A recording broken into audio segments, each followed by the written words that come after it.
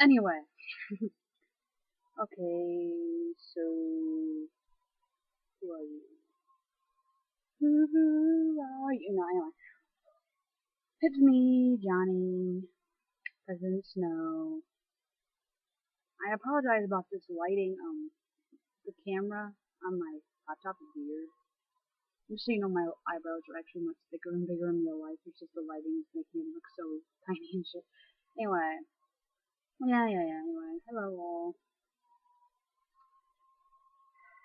You may know me as the Kennedy freak, the one always getting the Kennedys going on. Always posting about the Kennedys. Sometimes I post about something else, but usually it's Kennedys. Anyway, favorite time period. I would have to say, take about,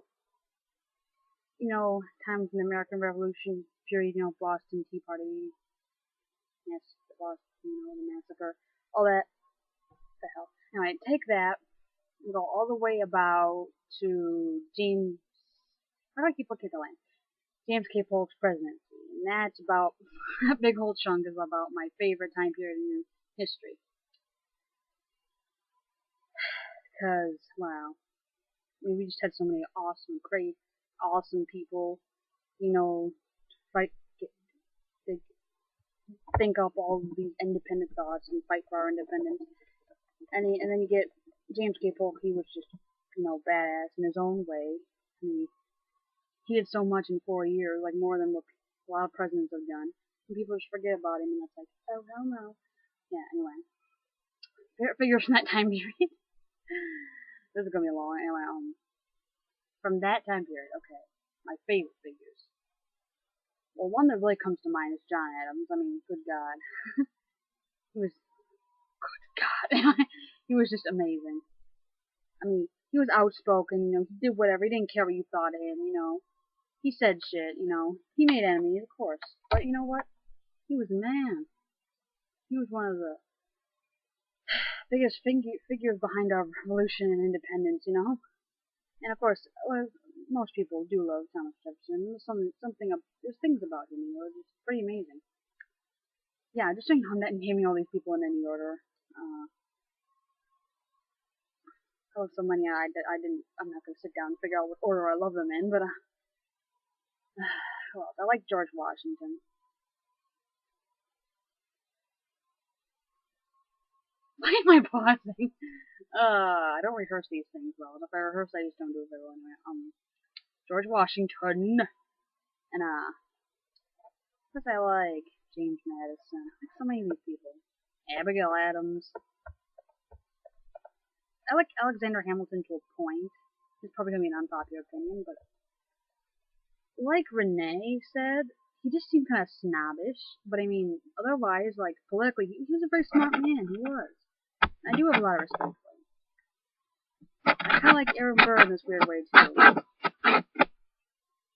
I mean, I always do kind of have a soft spot for the kind of the bad boys. But yeah, I mean, it's not one of my favorites, but anyway, I'm covering a whole big time period here, so I better not take all the time just talking about these few guys. Let's see, and then of course Andrew Jackson. That's one obvious when you talk to me. You know me. I've kissed $20 bills. I sniff them. I've kissed them. Literally. I'm not gonna lie to you. I'm a weirdo. I'm a freak. I know. Anyway, freaking love Andrew Jackson. And I used to not like Calhoun mainly because Jackson didn't like him. But role playing him, I'm actually like reading about him. I'm actually having this weird appreciation for him. I still don't like Henry Clay, even though in role playing I like him. But Calhoun, I'm getting a strange appreciation for suddenly. But I'll never love him like I love Andrew. And then let's see other guys from that era. I just come here a whole big era there. I'm like about late 1700s to the mid 1800s. Of course, Lewis and Clark. Who doesn't love Lewis and Clark? Not sure which one I love better though. I might love Lewis a bit more. Anyway, so much from that time. I like John Tyler. As a president, he didn't do much. Of course, he kind of didn't need to be president. Harrison, got sick, give that long ass speech, got sick and died. And Tyler just kind of like, whoop. But I mean, as a person, personality, what he just did everyday life as a person, that's what I like. And like, just, as a person, I like John Tyler. Not so much as a president, but as a person. And of course, James K. Polk. God, I love that man. He was my first ever crush, and I just love him. Oh my god, this is gonna be so long, you guys are gonna be mad at me, but anyway, okay, I think I covered the main guys in that time period. If I forget anybody, I'm so sorry. I'm so sorry. Oh, Ben Franklin, how can I forget him? I love him. Yeah, Ben Franklin, don't you forget that. Anyway, Lafayette, yeah. You know what, yeah. A lot of people. Anyway, figures not from that time period. When I'm about to say one of the really obvious, JFK, and RFK. Just, oh my god. Love them to death, and it's obvious, I know. But oh my god, I can't get over it. They're so sexy, and they were smart men, and they, they're two of the last really great politicians this country's had. This country, I mean America. I'm from America, if you can't tell by the way I talk. Anyway, they were smart and they actually wanted to go out and do stuff for people. I mean, they were born to a rich family. They didn't have to care about other people, but they did. There were just snobby prep school boys.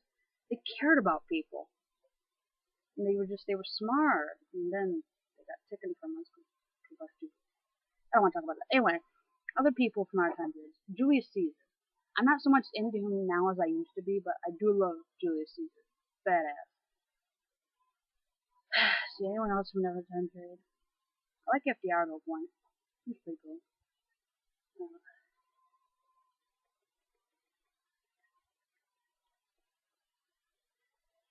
Oh, I could tell you like some pharaohs I like Ramesses. Second, he was cool. He had like so many wives and shit.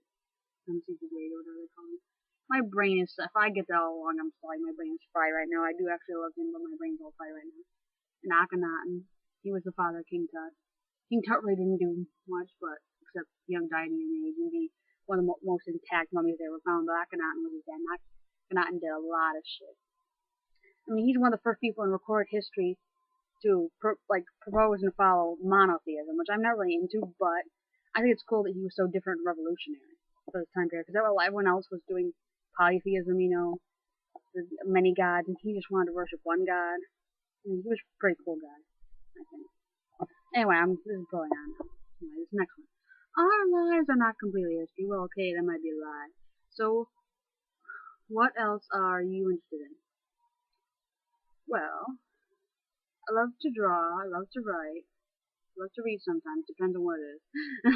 Like, stuff I'm interested in, I like to read. I like looking at porn, I'm not gonna lie to you. I prefer vintage porn, because nowadays it's kind of like, I don't know, just weird. Back then it seemed cooler. You didn't have all these strange camera angles, and it's just, yeah, stuff. I mean, I post some stuff on my blog, you see, some cartoons and shit, but yeah. I love biology. Actually, when I go back to college, that's what I want to study, biology. I love animals. I love working with them. I love them more than people. And animals are just great. God, this could be so long. I'm so sorry, people. I'm so sorry. Anything else I'm interested in? Music. I like music. I mean, I can't play any instrument for the shit, I don't think. I'm a bit experimental, you might say, but I like to write poetry and sing and everything. I don't have a good singing voice, but oh well.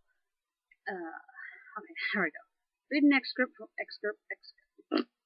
Yeah, whatever, from one of your favorite letters. Which, where'd it go? Shit, where'd it go? There it goes. We'll read some Andrew Jackson, Rachel Jackson stuff. Now, I'm not going to read from an actual handwritten thing of his, because if you've ever seen his handwriting, and his spelling was horrible anyway. His grammar, his spelling, his handwriting. But love him, Rachel had for each other, which is so monumental. I'm just going to read typed versions of them, maybe. Okay, let's see. This one was, let's see, he was in Nashville, January 8th, 1815. My love, I have this evening since dark received your affectionate letter by Dunwoody, whatever that is. I giggled, oh my god. He has carefully handed me your miniature. I shall wear it near my bosom. He spelled that wrong. But this was useless, for without your miniature, my recollection never fails me of your likeness.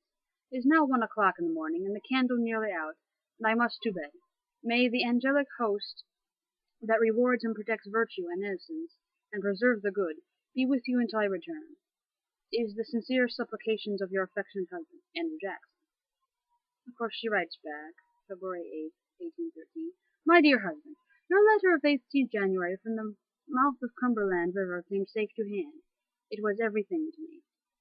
Do not, my beloved husband, let the love of country fame and honor make you forget. She spelled forget wrong. You have me without you, and I would think them all empty shadows. You will say this is not the language of a patriot, but the language of a faithful wife, one I know you esteem and love sincerely. But how many pangs, how many heart-rending sighs has your absence cost me? My time passes heavily, not in good health, but I hope to see you once more on this globe, and after this frail life ends, be with you in happier climes, where I shall experience no more painful separation, and then I'll be at rest. Farewell. Think of me, your dearest friend on earth, Rachel Jackson. Then another one you wrote to her. Headquarters, Fort Strother, February 21st, 1814. A bit of a jump. My love, I have this moment received your letter of the 10th instant. I am grieved to think the pain my absence occasions. I have a pleasing hope of seeing you before long. Can I get up my supplies shortly? I will soon put an end to the Creek War. As soon as this is done, I can honorably retire. I shall return to your arms on the wings of love and affection. Andrew Jackson. I just love any letters they wrote to each other, because there was just so much love between them. This was one of the greatest loves and romance in the history of the world that I love. Just so anyway, oh great. Read as much of this fic as you can without laughing. When you laugh, you're done. Okay, let's see how this goes. See, I'm not gonna read that note. It's okay. Let's start with the actual story. Alexander Hamilton and Andrew Jackson sat in a dark, dank room lit only by a single candle and their own manliness. The flicker of the light reflected their lonesome souls and their need for love. Today, though, they must set aside their loneliness, for they had to write to the Federalist papers in order to secure an independent nation, the United States of Awesome. Let's see, said Andrew Jackson, leaning upon a roll-top desk, grasping a piece of parchment in his strong hand. Hamilton raised a handsome, thick eyebrow. Where shall we begin? Alexander raised his eyes to the ceiling in wonderment. You know it would be difficult concentrating on this nation's independence, with the striking Andrew Jackson in his presence. He had always found Jackson to be a dapper young man, even in his adolescence. The two had gone to St. Bernard's School for Boys, and had roomed together. They had to share everything, including their own secrets and dreams.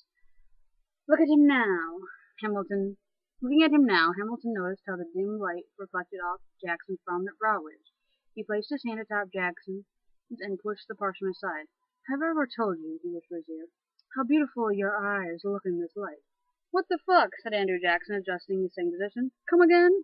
I said, repeated Hamilton with his sultry, lathered voice, have I ever told you how beautiful your eyes? No, I heard that part.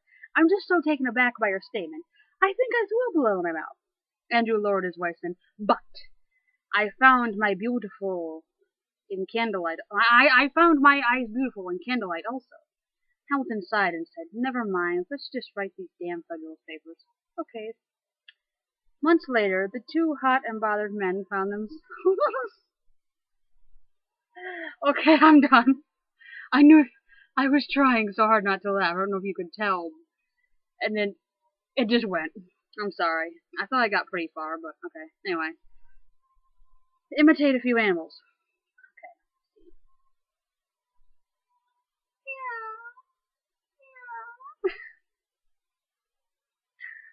Shark, I'm a shark, um,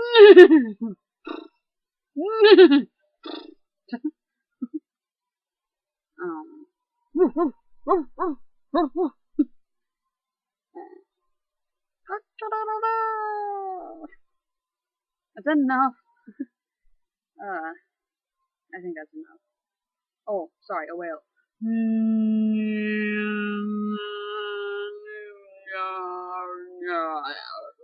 Okay.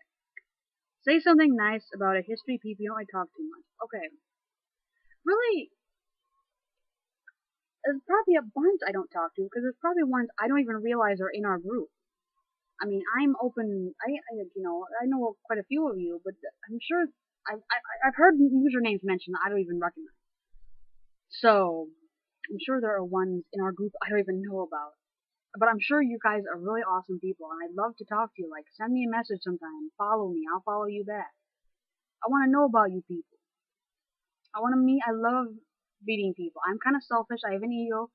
I won't lie. But I do want to meet you guys, you know? So, I'm sure you're really cool people. I mean, if you're in the history of Peeps, yeah, you're cool, man. We're in a league all our own, so yeah, you're freaking cool. So just talk to me. Now, address something to all of the history Peeps. We are the awesomest people on Tumblr. No, wait, the world. The only people who compare to our awesomeness are the historical figures we indeed love, which we are not worthy. Should bow down to them and be their slaves, for we are not worthy of their awesomeness. But living now, no one is worthy of our awesomeness, for we are